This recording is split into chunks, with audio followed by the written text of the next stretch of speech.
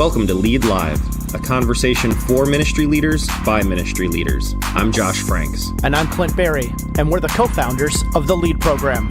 Today on the show, we're joined by Pastor Jordan McCain to talk about leading as a team. Hey, welcome into another edition of Lead Live. I'm Clint Berry alongside my guy, Josh Franks. Josh, what's up, bro? How you doing? Doing well, man. Had a great Father's Day weekend. Enjoyed time with family. How about you? Yeah, man, it was great. Got to lounge around a little bit, and that was awesome. I tried to tackle a bathroom project that lasted for about 9 minutes, and I gave up and then went and sat on the couch. So it was a great Father's Day. It was a good time. Yeah. Perfect. It was awesome. Yeah, it was nice to be with the family, and it was cool to just kind of be together. And then we had a sweet storm blow through town, so that was also fun to watch hail fall from the sky. So that was good. We had a good time. Very cool. Hey, Josh, on the show today, we're talking about team leadership, ministry leadership, and leading as a team. So it's not positioning ourselves as team leader. It's actually positioning and posturing ourselves differently, which is like you and I called it shoulder to shoulder, right? So it's not a pyramid or a triangle coming down. It's shoulder to shoulder. Talk a little bit about the posture that you've got to have in order to lead like that, where it's not I tell everybody else what to do because I'm the leader. What's the posture that goes into something like that? Yeah, I think that's the beauty of what it means to be a ministry leader in God's family, is that it looks different than the world's definition of leadership. Yeah. Both in how we present ourselves, what our posture towards those that we serve are, and also our position and what that looks like. What are the positions? What does that mean? And definitely when it comes to lead, we're not talking about how do I get a group of people around me to do what I tell them to do. We're talking about kind of Sir Arthur and the Knights of the Round Table. How do we sit around a table with no foot and no head? Nobody trying to stepstone their way to the next tier of influence, but to mutually surrender ourselves to one another for the sake of what God wants to do. So there's a lot of nuances in it, and I think we can give some real clear and practical steps to live that out. In fact, the Lead program, right, was founded in this model, and you and I are co-founders, co-executive directors, and so we definitely are in favor of this kind of model. Absolutely, and it's beautiful and it's hard, right? I mean, you and I have had to grow in the way that we relate, not only relationally as friends and colleagues, but being able to trust and submit. I mean, there's, like you said, there are so many nuances to this conversation. And to help us unpack a little bit more of what we're talking about in this leadership frame is Pastor Jordan McCain. And Jordan, welcome to the show, buddy. Glad you're with us today. Really appreciate that. Jordan, why don't you take a minute and introduce yourself, your ministry and family. Go ahead, bud. Yeah, my name is Jordan McCain, married to my wife, Hope. We have we have our first on the way, due in November. Very exciting. I went to Spring Arbor University for undergrad, Asbury Seminary for my graduate degree, and then was connected to the CMA through a church plant called New City Church in Lexington, Kentucky, and then got sent here by the CMA to Delaware, Ohio to plant with two other couples, church plant. So this is where I am. Been here for about a year or more. I can't remember. Year and a half. That's great, man. We won't hold going to Asbury against you, just so you know. No, man. So let's start here. Because you and the team at Delco Alliance Church are really working hard on interdependent leadership. So if you could just take me through, how did that journey begin for you? Because I'm going to guess that you didn't grow up in a shoulder to shoulder kind of leadership model, interdependency. So when did you really start thinking about that? And who were some of the people that you were listening to? Let's just start there with, how did the journey begin for you, Jordan? No, that's a really good question. You're right. I didn't go to any churches that were practicing a model like that. I frequented most some charismatic churches and some charismatic backgrounds, and not to take, a few individual churches and say about the whole, but I have experienced that they do place such a emphasis on the head or highest level of leadership being this one or only anointed person, that's just what I assumed church leadership was supposed to be about. Yeah. So going to seminary, I was either prepared to go do that or to go be a professor somewhere, because ministry looked really hard and I was like tired already of working as hard as I was at these different churches. But I ran into a few people. One, I think you just had last week. Is that right, Zach Mearcreeves, right? Yep. He's somebody I got connected with. And then through him as well, Brian Scott, who's currently the assistant district superintendent of the Ohio Valley District, specifically over multiplication. And then Brian introduced me to another guy who you've also had on here, I believe, too, is Dwight Smith, who, when I talk to him, he says he is the progenitor of, a lot of these ideas, kind of this vision. And so through all of those influences, I began to see a leadership model that was possible, that I like that phrase, like shoulder to shoulder, an equal kind of leadership that affirms the diversity of the giftings that God has granted his church, as well as makes space for people to express their personal vision in the midst of the communal vision that God is giving a community. And so I got to experience a lot of those things helping to plant New City Church in Lexington, and was just really grew a ton through it. So help people understand what this kind of team leadership, interdependent leadership looks like. I think some people may hear it and go, how do you ever make a decision? What is it? Who sets the agenda for a meeting? Like, if it's just kind of this communal thing, as you talked about, how do you move forward? And so kind of try to paint a clear picture of how the model looks. Yeah, no, I think that's a really good question. And I think the thing I get asked the most about our leadership structure is, okay, so where does the buck stop? Which I don't know. I've never heard that phrase more than in trying to do this church plan. It'd be like, okay, that's cool, but who's in charge, and where does the buck stop? Where does the decision-making power finally end at? And I just think it's a good question in one sense, but it does put the emphasis on the wrong syllable, and in my opinion. I think interdependence, really simply, or maybe this is too broad, but I do think it's a unified group of mutually submitted and diverse leaders who are growing day by day in their intimacy with God and one another as they pursue the vision that God has given them, and that they are then responsible for that. And so I think when people think about it in terms of tiers, I tend to think about it in terms of concentric circles of adherence to the vision and responsibility for the overall vision. So not that the newest person who comes to your church is not also responsible in some way for your vision, but there is a group of people that are working interdependently and mutually submitting to one another in such a way that they are saying, no, we are responsible for the main portions of this vision. Like, we are responsible for the equipping aspect of it. We're responsible for knowing ourselves well enough to be equipping and to mutually submit to one another. Language that goes around this as well is like something that's very popular because of Alan Hirsch and others is APEST and the APEST assessment. 5Q is a great book to pick up and try to figure out how God has gifted the church with these unique functions. But that I am speaking very abstractly in terms of how it looks, but that's kind of because each time I've experienced interdependence, either for myself or in other people, it has been very unique.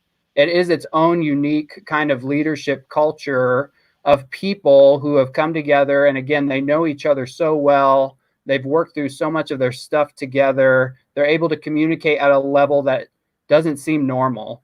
And now they are working out these problems together seeing whose giftings is appropriate for certain situations, who are they going to listen to, who needs to step out of the room. Like all of these things should be things that are very normal for Christians in communication. But I think a lot of leadership structures look maybe more like a boardroom where people like have an entrenched idea and now I must defend it and fight against others, then it might mutually submitting to one another. So I said a whole bunch of words and a whole bunch of phrases. If there's any of those that you want to drill down on or anything you guys have had experience with, tell me about that. So I think that's really interesting as you think about that idea of mutually submitting. And so what I hear is the leadership group team, you know, it's based on those that take responsibility for the vision that God has given the ministry, the church, the organization. So do they move? How does somebody move? I love the picture of the concentric circles. Yep.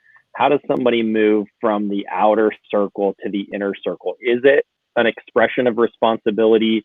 You also talked about the depth of relationship that is had in that inner circle. How does it not become, myopic in that the people that have always been together are still together and there's no opportunity for new leadership and multiplication in that. So in your mind, how do people move into, from the outer ring to the inner ring? No, that's a really good question. That's something that we're wrestling with even right now, because I like to call vision a playground. Vision is the playground where leaders get to play in, right? And hopefully you play with each other well. One person's going to go play on the swings. One person's going to be on the monkey bars. One person's probably chucking those really tiny rocks at people for some reason. That's what I did when I was on the playground. But when you're looking at the entirety of your vision, if there are parts of the playground that no one knows how to play on, or if there's parts of the playground or parts of your vision that you don't know how to accomplish yet, then those are always going to be shadows and weak spots for your team and for your vision. And so you need to in my opinion, I think you need to be actively looking for those weak spots and then actively praying for people to bring in and see if they're going to adhere to the vision, if they're going to submit to leadership, if they're going to submit to your discipleship or leadership development program or culture or whatever you've got going on, whatever word you want to use. But as an example, like for Delaware County Alliance Church, if you use SDI language, we are heavy blue and green. We have no red. If you use APES language, we're like very low in terms of prophetic and evangelist. And so our first prayers as a team, once we were trying to discern how are we going to saturate Delaware County with disciples and leaders and churches, right? Saturate meaning filling it to overflow, then we need to start looking at those places. We need somebody who's going to fill in that gap in the red, and we need someone who's going to fill in that gap for prophetic and evangelist. There's also then just contextually a huge Latino population in Delaware County, but we are called to reach all of Delaware County. So what are we praying for? We're praying for a mature leader who hopefully is in some way connected to the Hispanic community who can help us make inroads in that direction as the Lord leads us. And so to answer, and I think not answer your question, it just depends, right? It depends on what your vision calls for, depends on how willing people are to be faithful, available, and teachable throughout that process. If you can have a mature leader who like comes in and is going to aid you in their diversity without causing division, who can like walk through those steps, then I think, yeah, go for it. Like get that confirmation from the Lord. One thing that's cool about that responsibility piece, though, is there will be people who are going to be huge contributors, but they still might stay on like some of those outer circles because they've got their own ministry or they've got their own like context that they're trying to reach, their own vision. And that's like totally fine. Not everybody has to be like in the inner circle of whatever and such. Like everybody's got their own thing. And that's just what part of what a diverse community has or does. So talk to me about, I like the idea that kind of everybody's playing on the playground of vision when it comes to kind of this team So that's kind of the team model. Everybody's playing on the playground. Kind of the individual leader model that person would kind of bear the responsibility to be the keeper of that vision. Right. And so in the team model, how do you know when somebody's playing on a piece of equipment that doesn't belong there? Yeah. Or like, they're starting to walk down the bike path away from the vision. Like who's keeping that vision, and how does that look different in a team model as opposed to maybe a single leader model? That's a really good question. I don't want to speak in like overly negative terms, but I will say, even as a 27-year-old who hasn't really been in quote unquote ministry for very long, my experience has been that most people who gravitate towards these high levels of leadership where they alone are responsible for X and Y, and they struggle to have a team or they struggle to have some level of diversity, they are strong over functioners. Something in their baggage or something in their suitcase or whatever they've got going on from their past keeps them from opening themselves up to people in a way that would allow them to trust other people with aspects of the vision and with responsibility to it. What I mean by over functioning is on an emotional level, if you're prone to that, which I would say, who's going to do it? Are you going to let them fail and learn a lesson, or are you going to do it?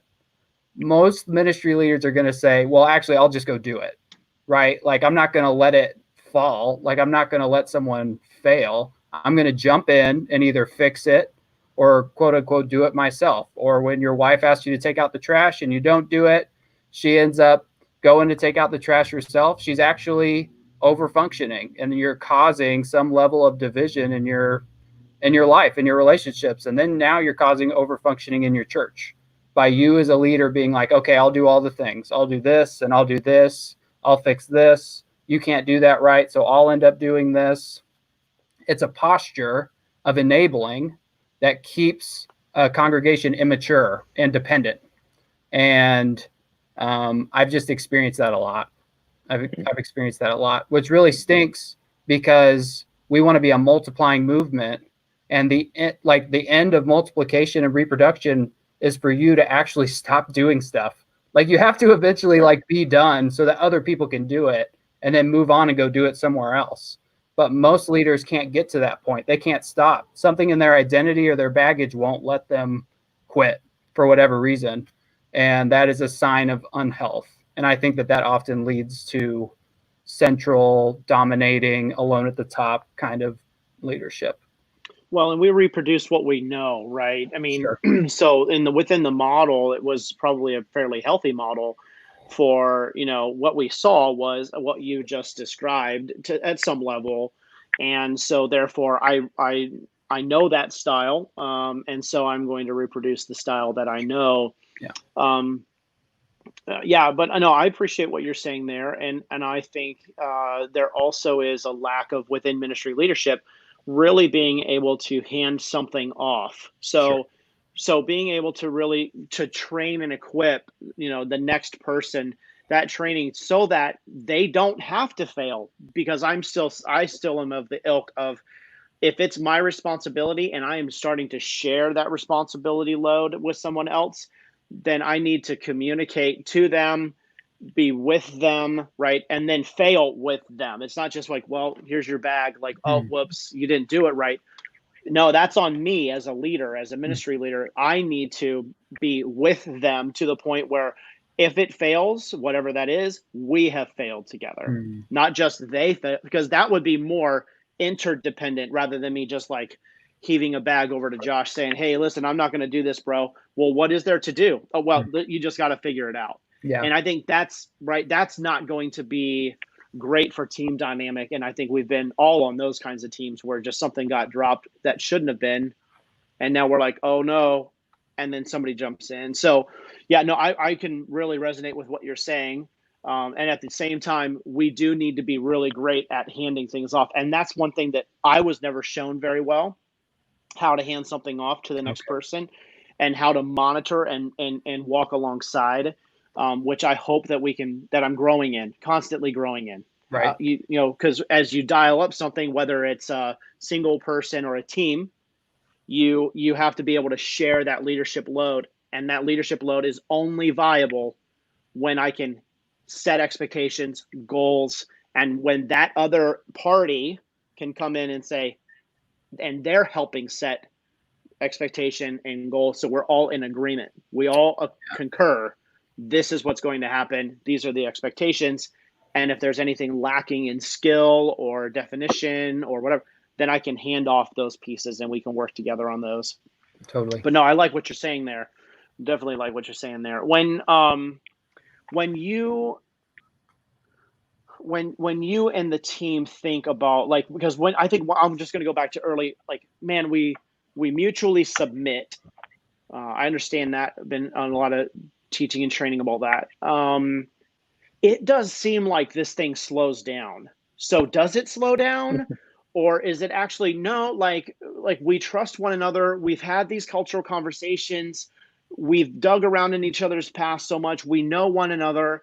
And then, as Josh and I would say, we know the way we do it. Like, there's just a relationship between Josh and I. Like, there's a way we do it. Mm-hmm. And so because there's a way we do it, I trust Josh to make decisions and he trusts me to make decisions, because I know that I'm going to get punched in the face if I don't do it the way we do it. Mm-hmm. And he also realizes that. So talk to me more about that. Can it move fast? Is it always going to be slow? How do you do those types of things with decision making? That's a good question. My first thought is I wouldn't want to get punched by Josh for doing something Me neither. wrong. That's why I always do it right the first time. Intimidation is key in team leadership. Yeah. So good. That's why I'm not good at it. There's nothing intimidating about me.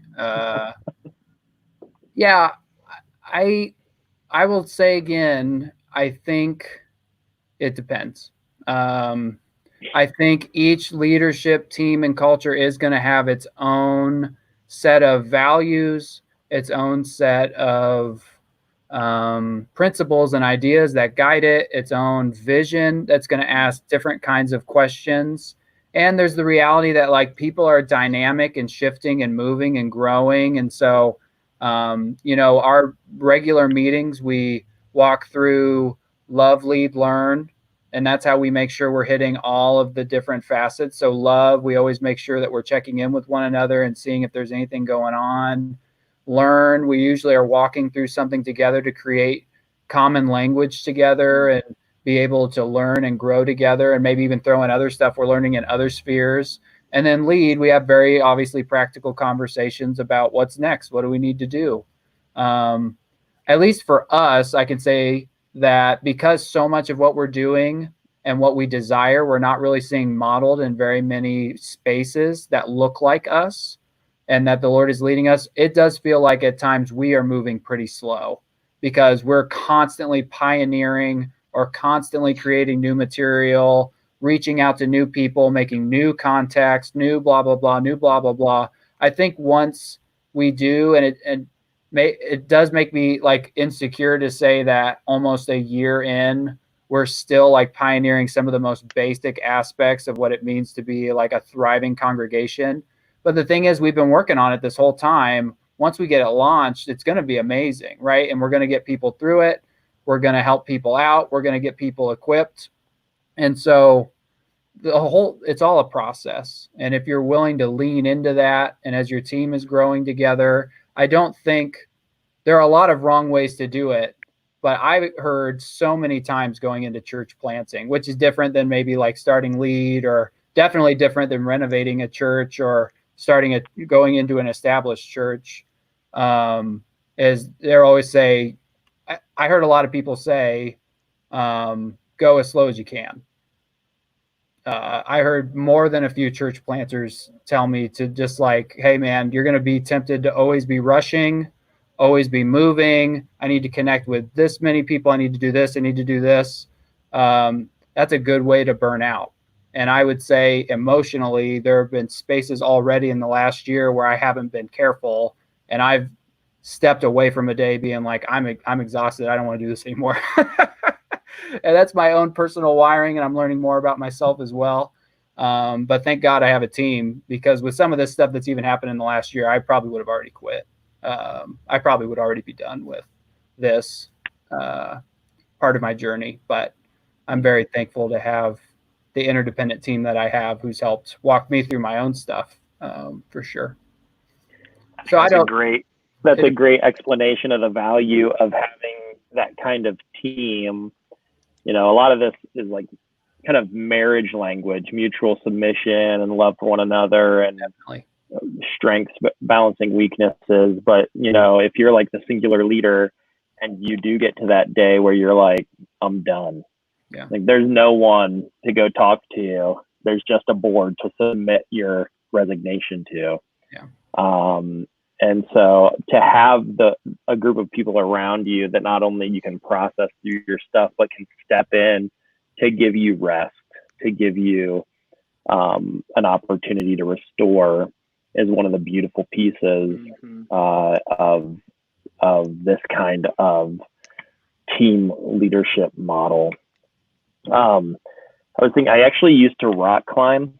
This is on the total aside, but I used to rock climb. I used to be skinny enough. Now, if I jumped on a rock, I think I'd pull the mountain down on top of me.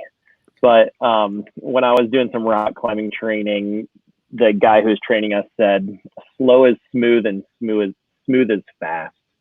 And when you're talking about kind of the slowness of the team model, I think the goal isn't slowness. The goal is still advancement. But to have the multiple perspective that gives you a more holistic vision, attitude, perspective on all of life and ministry actually makes you progress faster when that vision becomes clearer. So I think that's a really cool thing. No, sorry. Well, here's just a really simple example for us. We have 2.5 external processors on our team. I'm like a half internal, half external processor. Everyone else is an internal processor, which means they need time to marinate, think, they need prep. And then afterwards, as we all know, like their thoughts are going to be way better than whatever we came up with in the meeting. But because of that team dynamic, instead of saying, well, the external processors are going to win because they came to the meeting and they're going to talk the whole time, right? And they're going to win and make all the decisions and not let the internal processors think. Our team requires us to move at a pace and have a process that allows them time, ability, and energy to not only think about those things beforehand, but also come back to them later. Like I don't know of a lot of teams where you were allowed to come back to like last week's topic this week, right? And be like, actually, I had a different thought on that. I know we even already made a decision or whatever. But that's just like, as an example, that's what our team requires. And so we just move at the pace that our race is set at. And we're fine with that, because it's more important that we're all on the same pace than that we finally made that decision about some stupid thing that probably won't even matter like 10 months from now, because it'll all change, right? So, and we're all going to do that together. So that's an example I would think of. Have you guys heard the adage, like, if you want to kill something, give it to a committee? So, and so I think there's like a bit of me, like within the conversation, that's what I'm thinking about, is like, how do you make sure, Jordan, that this interdependent dynamic isn't just death by committee, where it could be cyclical, especially if you're saying to a person, hey, there's no expiration date. Like, even after we've made a decision to move forward, you can circle back around. I know we made that decision, but I had another thought about it.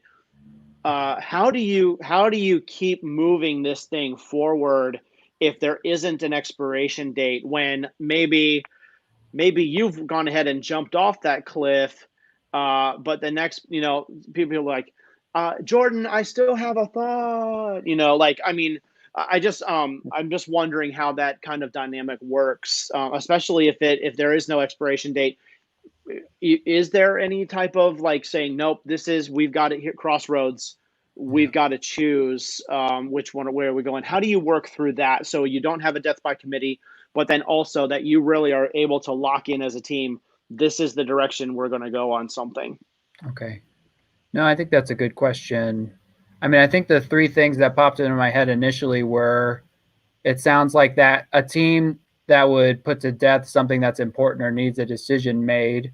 It sounds like there could be a problem with some level of shadow, right? So something's missing from that team that is very important. Some maybe even a decision-making element or a decision-making personality that can help move people forward there. I think it's possible there could be personality conflicts there where that team just hasn't spent enough time together. They don't trust each other. They don't understand each other. They're more willing to believe that somebody has something out for them than that they're actually helping to contribute together. Or maybe they're have their own emotional baggage where they're entrenched in their own ideas and they're not willing to move. They're not really listening to the spirit. Or they think, well, if everyone else was listening to the spirit, they'd know I'm right. Right? Like, that's always a fun dynamic. And then I guess the third possibility could be they don't know a process. Like maybe there's a decision-making process. I walk into a lot of meetings, and by time we get to some point of decision and you were to say, how did we even get here? They don't know, right? Like, it's just like, maybe we talked about it for a while and then two people said they were in favor and then everyone else was like, oh, okay, I guess we're in favor then. Maybe there's like maybe they just didn't know or weren't equipped to process and make that decision in a way that felt equitable, or to even speak up and say, actually, I don't think this is a good idea, right? Like, there could be all kinds of dynamics there. And so there could also just be a lack of maturity, spiritual maturity on the part of that team as together, maybe not as individuals, but certainly as a whole, there could be. So it could be a number of factors that could kill it. But I've heard that phrase as well. Have you guys experienced that personally? Like, what have you guys noticed when something seems to get like stuck in the midst of a team? So here's what I was thinking. I was thinking, any committees that I'm on that I'm not leading, that's how I feel all the time. It's just death, but it's probably just death to me in my ego. But yeah, I think that's probably what I've experienced. Mm-hmm. I've experienced that in you. No, I'm just kidding. I think everybody has experienced my frustration of not leading. Because I do think within this conversation, and I'm not trying to be, don't hear me saying I'm anti-interdependence. Like, I try to live this all the time, and with my wife and in business and different things. So try to live this out. But there should be the team, right? Because of, again, decision-making process is such a big deal within interdependence. And realizing for the team, I heard Andy Stanley say that when he gets to about 70% certainty on something, he can pull the trigger, because he's never going to get to 100%. He probably will never even get to 85. Yeah. So when we have a decision that's made as a team, needing to be made as a team, to set those, kind of the expectations of the team, to say, are we about 70 to 75% sure that we're on the right track here? Yeah. And are we allowed to pivot and course correct as we go forward? But I mean, we're not saying we're at 7%. We're saying we're at 70%. Is that where we're at? And if everybody's like, yep, we're good. We don't have this 100% certainty. Then you're like, okay, we're going. Here we go. Yeah. And for the team to really like rally to that point, having a set agreed on, like, yeah, I feel 85%, whatever that team needs. I feel such a way. I feel strongly enough that we can go. We've got enough, and we can make this. Now, again, leaving it open to course correct and pivot and make adjustments always with these, because we need that. But I'm not hopefully within a team, you're not going to have a complete U-turn. Yeah. I got to drive back the same road. Is that the one we want? And I mean, hopefully as a team, you're really working out those dynamics within the group. I think so. And just to use myself as an example, I'm probably the member of Delco that is least likely or excited to work with a team and the most likely to push us towards decision. And there have been seasons where in my unhealth, I have pushed us to levels of decision that have felt almost totalitarian. And we cannot come back to that. Like, we made the decision, and people do not feel a freedom not only to course correct or critique, but in my functioning, I don't critique. People who have that level of emotional baggage are probably creating atmospheres and environments where there's no need for a team. Like we're saying, like, you are just going to say what it is. And it's not about your role anymore. It's not about like the fact that you're supposed to be a servant to all. It's not about like, how do I bring out the best as a facilitator in every person? It's actually about, well, we needed to do it and I'm stressed and it's making me anxious and I don't know how to process it. So we're just going to make the decision and be done with it because I'm tired of talking about it. And then everyone's like, oh, okay, I guess that's what we're going to do then. And I've experienced that dynamic. I've created that atmosphere as someone who's also an overfunctioner and tends in that direction and didn't know how to deal with my emotions and probably still do to some degree. But again, fortunately, my team is willing to call me out on a lot of those things. That's good. Cool. That's good. Good. Hey guys, go ahead. I was going to say we have a question. I was going to go there too. Yep. Yeah. So Jordan White, he is a lead graduate. Often, I either text Jordan McCain instead of Jordan White or Jordan White instead of Jordan McCain. I see the issue. They have no idea what I'm talking about because I meant to contact the other one. But Jordan is asking, where does encouragement and mentoring come from in healthy interdependent leadership circles? Certainly leaning on the Lord for our audience of one is clear, but is there an expectation of mentoring in interdependent leadership models? So kind of this idea of, I think encouragement and mentoring may be two different things. So Jordan, maybe you can give some thoughts on that kind of those ideas when it comes to interdependent leadership. Yeah. Jordan, so when he says encouragement, what do you think he's pointing to most? Like more resources or like a person to reach out to? What would that mean, do you think? I guess I'm not exactly sure. I think when I read his question, I wonder if he's talking about experience and, even in interdependent leadership where you're supposed to be mutually submissive, is there someone with more experience that should take responsibility for a newcomer and help them get up to speed, grow, all of those things? Or is that person just not ready to be part of the leadership circle yet? Oh, okay. Okay. I see what you're saying. Collective ignorance. I do that all the time. Like, let's just pool all of our ignorance together. Yeah. No, go ahead, Jordan. What do you think? Well, so it's funny he would say that because on a leadership level, like on a larger scale, the Ohio Valley District is taking this so seriously that Brian has gathered a group of about 14 people who are taking this question seriously in their leadership in their churches. And so there is a reality where he's organizing and training coaches throughout the Ohio Valley District to hopefully spread this culture to different churches. So if there's like a literal, I want someone to call, you are welcome to like get in contact with me or again, Brian Scott, who's the assistant superintendent of the Ohio Valley District. I would, in terms of like mentoring someone into an interdependent leadership model, you're right and astute in saying like, it's very difficult to imagine. And I think it's something you really need to experience. And the people I know who are doing it best are probably Kyle Istep and Jason Malone over in, is it North or South Carolina? Summit. I think it's North Carolina, but I could be wrong. They can ping us later. Yeah. Summit Church. So I learned what I know from Brian Scott, but they would be kind of like contemporaries to one another. But at Summit Church, they practice interdependent leadership in a different kind of model than we're necessarily pursuing. But they've mentored us a ton. We reach out to them about once a month. And they actually have part of their job description where for about 20 hours a week, I think, each of them has set aside time to coach churches and leadership in interdependence and in training elders and things like that.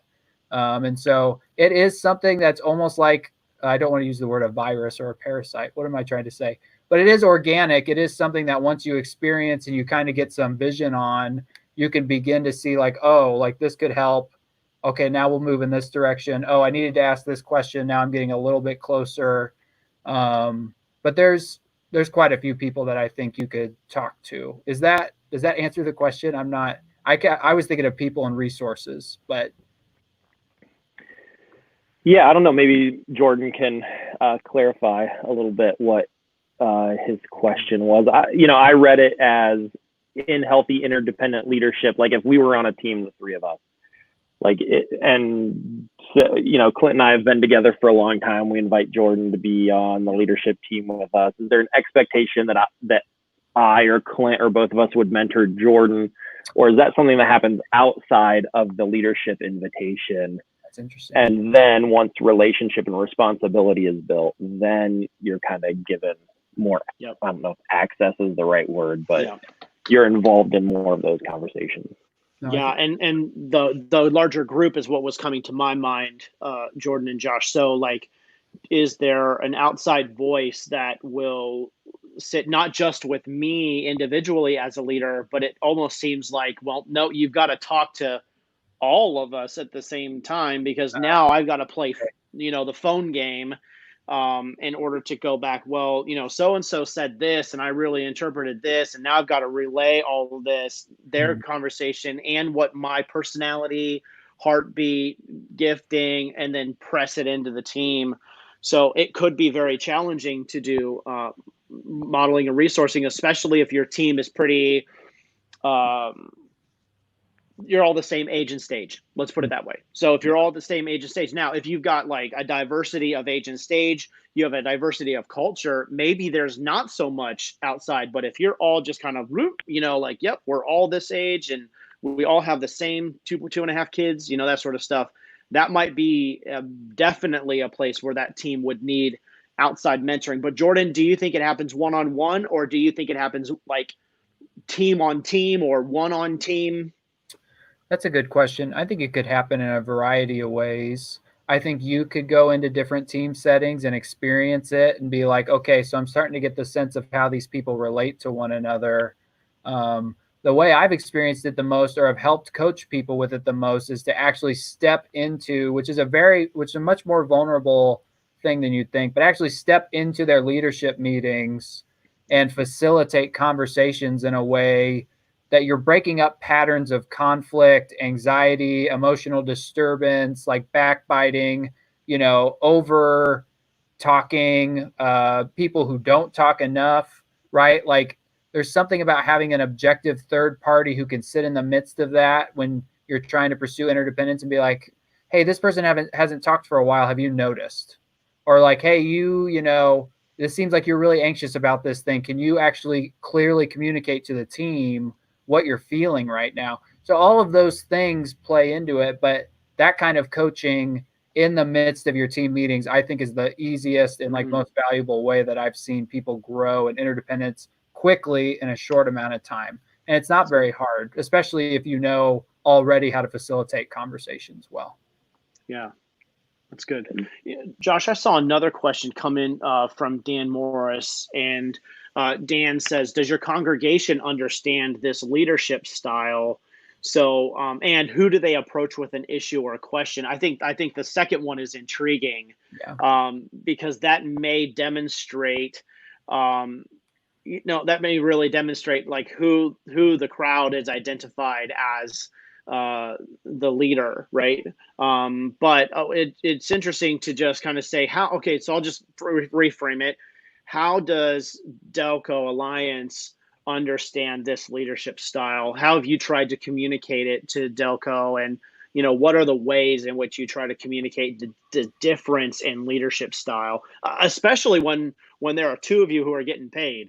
Right. You know what I mean? Like, so there's still like some of this old school and the new school are still kind of like fighting it out a little bit. You know what I mean? Yeah. So talk to me more about some of that, Jordan. Like, how do you communicate this to your congregation? No, that's a really good question. And I want to be clear that as a less than year old church plant, I definitely don't think we've nailed this, right? Like Clint, you've pointed out in multiple different situations, even in our own church context, how our ability to communicate and some of the gaps in our leadership have been made clear. But I will say that interdependence is so different from what most people have experienced, even if they've been in a church where they were led by a staff team or whatever. And I think it's so close to how the Trinity functions in interdependence with one another, in relationship with one another, where they are separate and equal and open, but also one, that I think our souls just chafe against it. I think like the darkness of our souls just really struggle with it.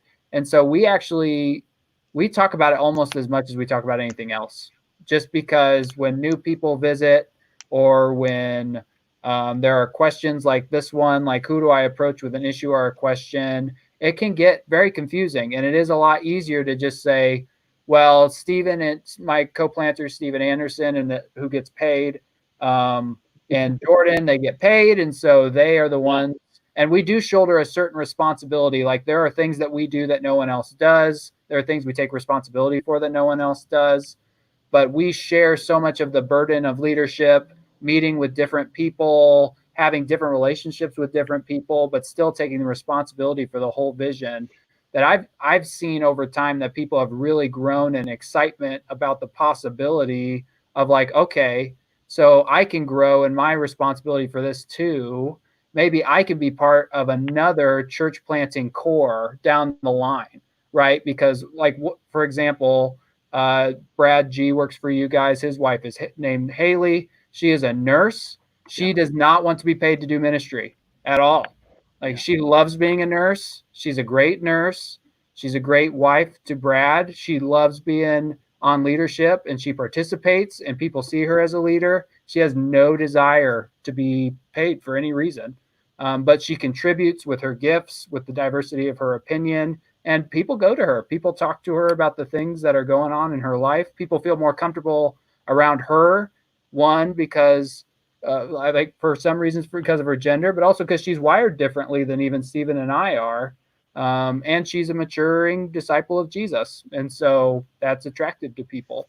And so a question in line with that, as you have people going and talking to Haley, like in traditional church settings, there's an expectation of confidentiality, right? If I go and talk to the pastor or a pastor or something like that, I'm trusting them maybe with something significant or secret.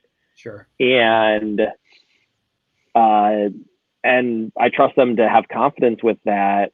Do you guys talk about, hey, as an interdependent leadership team, confidence is out the window. We're sharing things with one another because we need to depend on one another. And do you think that if that's the case, I don't know if that's the case or not, but does that encourage or inhibit people coming to you with some of those things? That is a really interesting question. Yeah, because I'll be honest, I've thought about that. Like okay.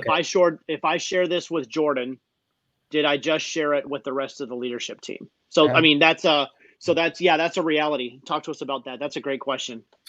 I have not thought about that before because I would not expect people to share things with me in confidence.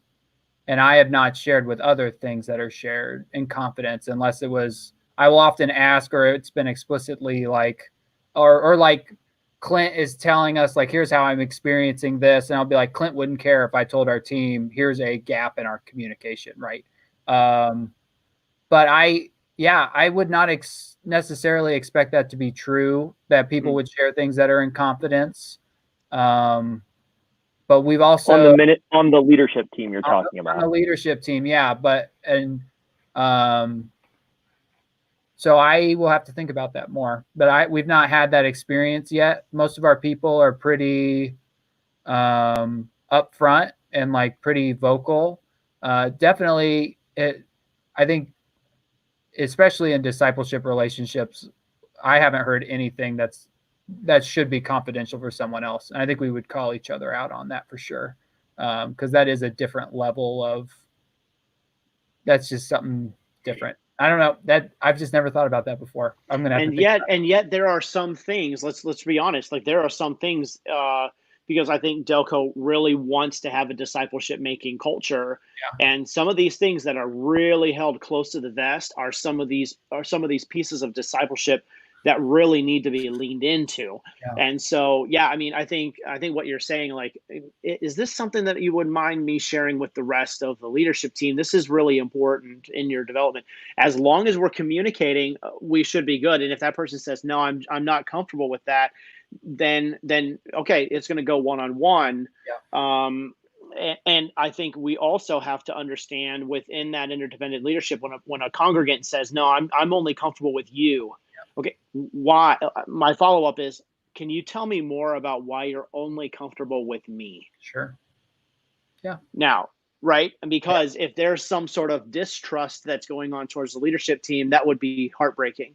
Yeah. So we really have to like really figure this one out. And so I think it's a really good topic to wrestle through for sure. We had to wrestle through all of that just in a traditional model. Yeah. So this is not like a new thing because you're interdependently leading.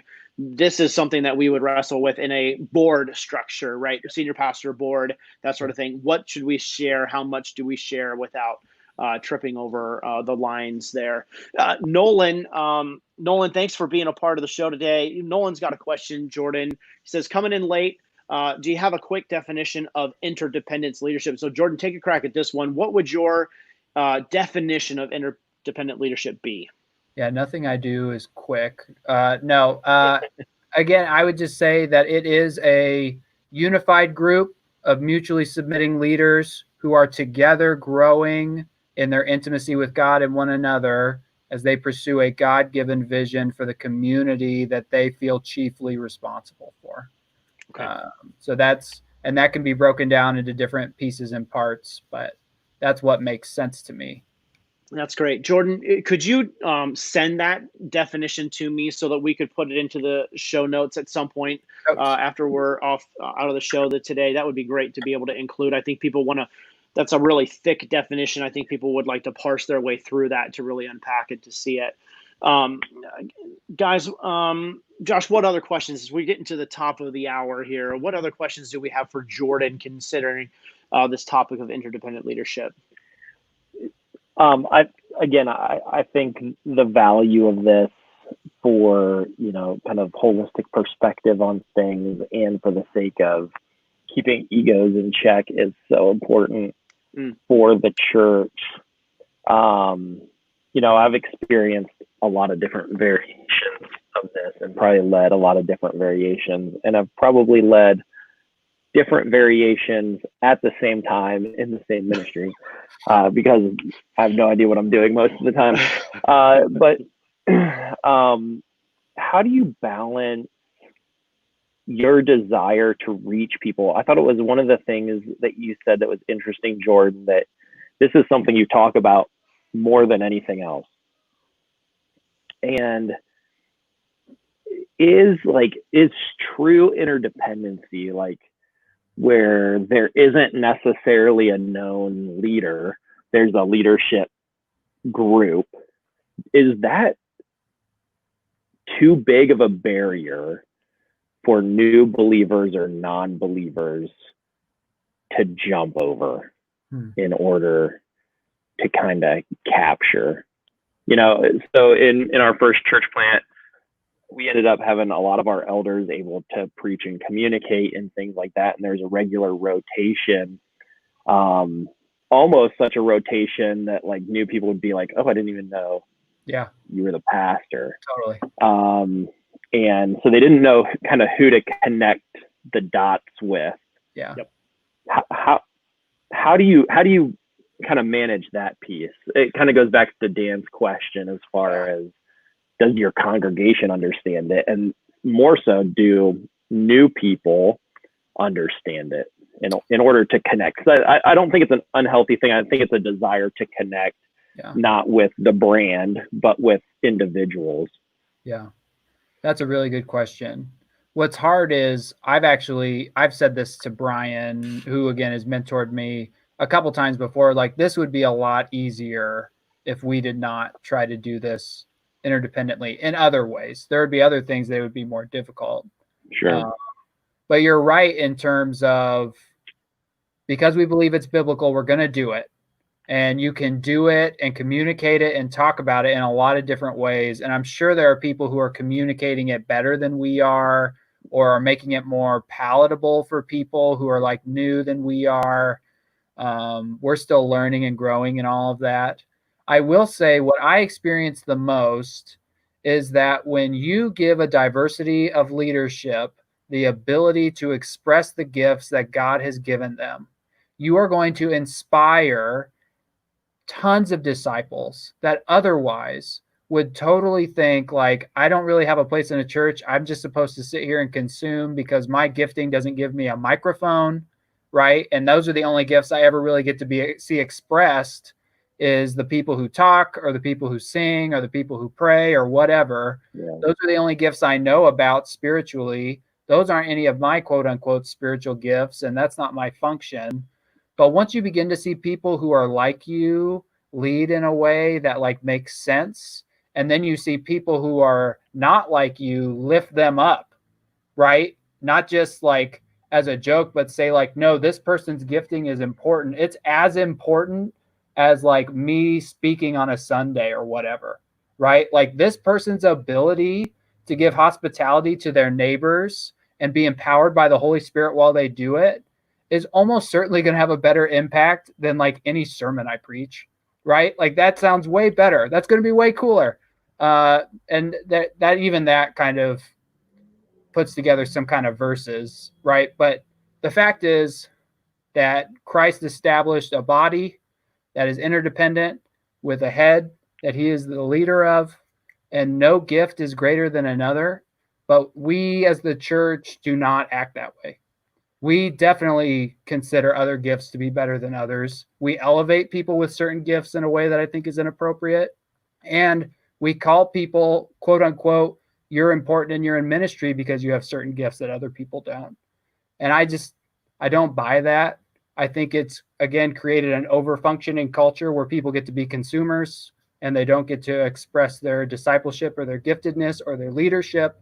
And I'm just not impressed with how the church has functioned in the last couple decades. At least I'm only 27, so I've read about the decades before I was alive. But that seems to be the thing. And so if we end up being small and it's hard and we just add a few people at a time, from my perspective, at least I'll know that we're doing it in a way that honors biblical leadership. And we're like helping people not be under functioners.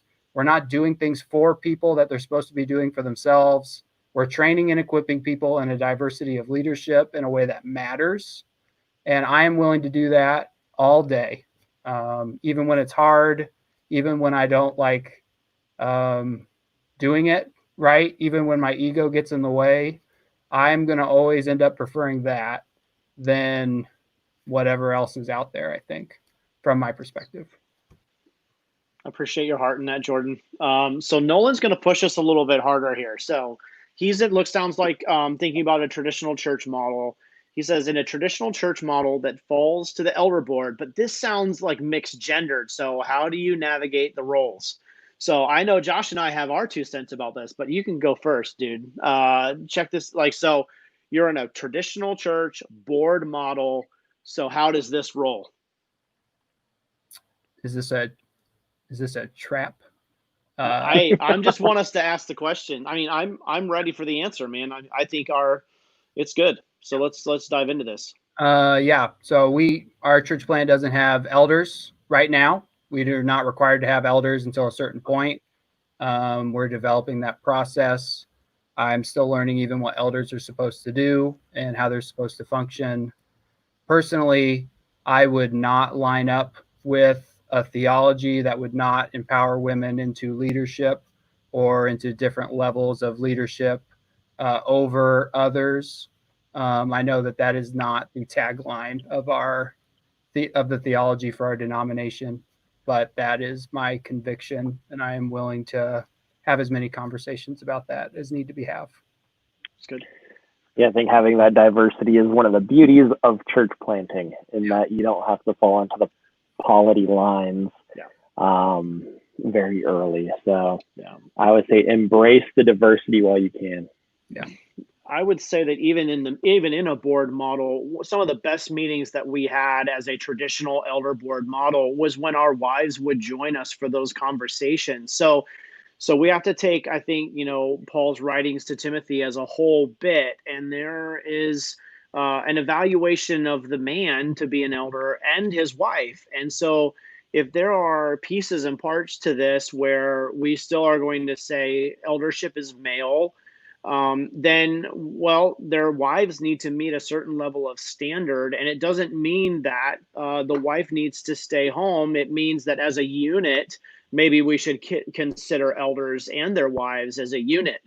And so I would be of the opinion that, here's the elder board, and it's John and Steve and Dave and Mike, and their wives, who also meet qualifications that are laid out for the wives of elders within that mix. And so we are still able to have eldership, and rightly so. Their wives are a massive part of their leadership, of the church leadership. And so that way we can still have diversity. But some of the best months of run for us was when we were consistently having meetings with elders and their wives. It was just a beautiful piece in time and season. What made it hard was when, wives were, everybody's trying to find babysitting, and, those cultural pieces are what it finds itself to be very difficult within our church. But yeah, I think that's how I would navigate a traditional model, is just to say, well, if you don't want your wife in the meeting, then maybe does she meet the elder qualifications, the spousal qualifications of an elder? And if that's not the case, then you probably should resign yourself, so there needs to be some real biblical thinking about this. But women they need to be explored as well. And do they meet these qualifications? Because there are lady qualifications in there. So they're not removed from leadership. They're actually brought into a space that honestly we're not training them to be in. So let's be real honest about that model and say we're not training elders' wives in any kind of way. We do elder training badly, but we also do wife training badly. Yeah. So there's a lot of things that we need to reconsider and rethink and reimagine when it comes to elder leadership. There's my rant for the day. So thanks for letting me have that space. No, I appreciate it. I haven't heard that before. That's interesting. So let's walk into final thoughts. Guys, thank you for this conversation. But Josh, go ahead, buddy. As you think about this interdependent conversation that we've had, final thought for the day. Yeah, I think for me, one of the things I value the most about my education, and this may be worth the tens of thousands of dollars I spent, was this one nugget, because it's the only one I can remember for the years. And that's that if your primary responsibility is to work yourself out of a job. And so often the thing that gets in the way of true healthy team leadership, interdependent leadership, where you're trusting other people, is this desire to maintain position. And so if you come into a setting, a ministry, a team with the idea that my primary goal is to help other people serve out of their gifting and wiring and the things that God has called them to, obviously in line with the vision and direction of where that ministry is going. But then that's the win. Not that you've been celebrated, you've been on display, you've had an opportunity even to use your own gifts, but that you've equipped and empowered other people. I think that is the big win. And if you carry that into a leadership setting, then every meeting, the goal isn't how can I convince others that my opinion is correct. It's how can we look at what God is asking us to do and then value one another's perspective, opinion, whether it's the role or office of apostle, prophet, evangelist, shepherd, teacher, gifting, life experience, pick something. I now value that person and their perspective and we're significantly contributing to this together, and we're trying to figure out the most holistic picture of solution to the thing that we're talking about. I think that's the biggest key, but it's all about your perspective entering those relationships. Let's go. Thanks, Josh. Jordan, final thoughts for our conversation today. My final thought is just to point out the irony that the best way to enter into healthy interdependence and to love others well is for you yourself to be individually transformed. A lot of people end up thinking that, oh, I just need to get better at relationship skills, but those are all just competencies that will not help you to the point where, like, when you're really stressed out or you're really having a hard time, you will be able to enter into those. The only thing that will make you consistently viable in a team setting in mutual submission is for you to work through your own stuff and to become self-aware and to understand yourself and how you work well. You are the only thing you can control when you bring into a team. You can't control anything else. You can't control any of the other people. The only thing you can control is what you bring. So you just have to work on your own stuff, and that will be your first step to entering into interdependence. Moving beyond, as we've said multiple times, your ego, your baggage, your desires, your opinions, whatever, and valuing the fact that you can be best together when you're best alone. That's good. I appreciate that. I think my final thought for today is, love looks up, and I think it's Jesus washing the disciples' feet. I think that's, kind of one of those, illustrations of every person on the team should be washing the feet of the others around the table. And the more that I can wrap the towel around my waist and look up as I am washing feet to say, what can I do for you? How can I serve you? What do you feel God's put on your heart? Then the better I can be as a leader. And so that's hard for me. It's challenging for me to make sure that I have the best interest in mind of the people that I work for. And especially as a driver activator, instead of going, this didn't get done, that's actually not the primary goal. But as within the organization, we still need movement. So we still need accountability, which we didn't get around to too much in our conversation. But that's the other beautiful piece of interdependence is if I take responsibility as a leader for something and I don't do it, the rest of that interdependent team should come to me and say, what are the factors that led to you not doing that piece of responsibility that you took ownership for? Totally. And so to be able to speak into those types of things, again, they would take the position of love. They would look up to me to lift me up and to help me achieve greater as a leader by being less. And so I think that's my thought for the day. Guys, it's been a fun conversation. This hour has gone lickety split. But Jordan, thank you so much for joining us today. We appreciate you. Yeah, it was a blast. Thanks for having me, guys. Yeah, absolutely.